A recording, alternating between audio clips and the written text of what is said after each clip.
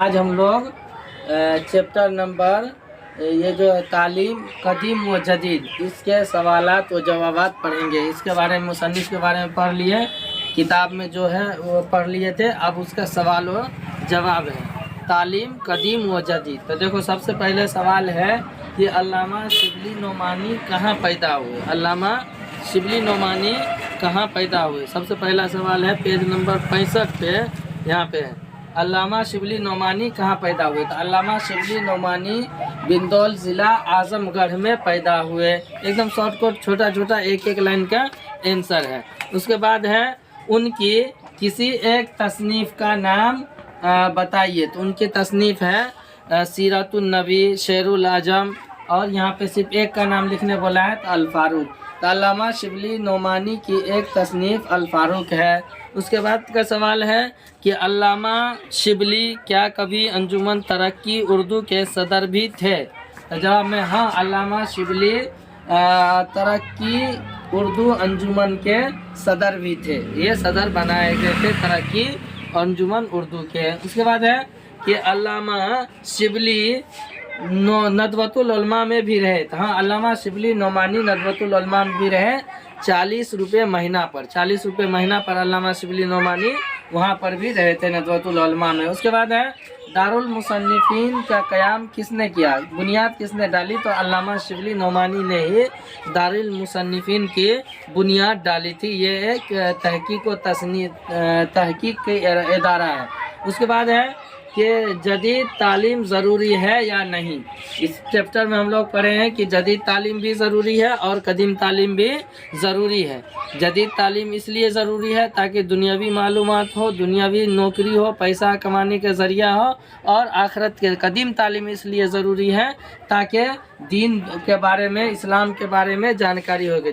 कदीम तालीम से मुराद कुरान और शरीयत के इल्म है, और जदीद तालीम से मुराद साइंस, मैथ वगैरह, ये सब दुनियावी तालीम है यहाँ पर। उसके बाद है कि क्या, उसके बाद सवाल है कदीम तालीम ज़रूरी है या नहीं।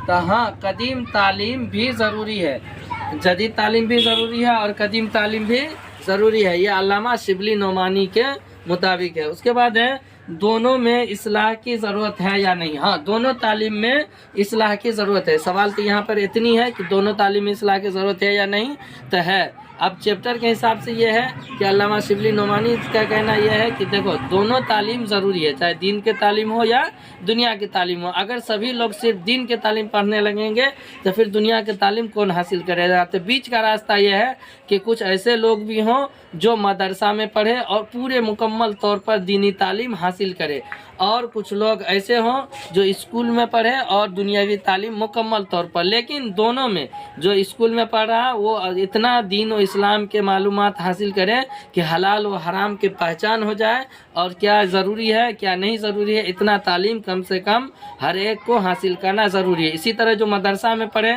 तो उन्हें भी थोड़ा बहुत इंग्लिश, मैथ वगैरह आना चाहिए, हिसाब वगैरह वो भी क्या कर ले, थोड़ा बहुत सीख ले। ये नहीं तो बिल्कुल ही कुछ भी नहीं आए, तो ऐसा ही है। तो यही है कि इनके कहने का यह है कि मदरसा भी बेकार नहीं है और स्कूल भी, कॉलेज भी बेकार नहीं है। स्कूल कॉलेज की तालीम भी ज़रूरी है, लेकिन साथ साथ मदरसे की तालीम भी ज़रूरी है। तो इससे उन लोगों के ये हो गया जो लोग ये कहते हैं कि मदरसा एकदम बेकार ही है, निकम्मे लोगों को पैदा करता है, उन लोगों के लिए ये जवाब है। और उन लोगों के लिए जो ये कहता है कि स्कूल में कोई फ़ायदा नहीं है, उन लोगों के लिए भी कि स्कूल की भी ज़रूरत है। अब देखो क्या है उसके बाद, क्या इन दोनों में टकराव है, कदीम और जदीद तालीम में टकराव है। तो नहीं, कदीम तालीम में टकराव है, नहीं जदीद। दोनों तालीम एक साथ हासिल किया जा सकता है, दोनों तालीम एक साथ सीखा जा सकता है, लेकिन उसके लिए यह है कि थोड़ा थोड़ा आगे दोनों को आना पड़ेगा, अपने इससे हटना पड़ेगा।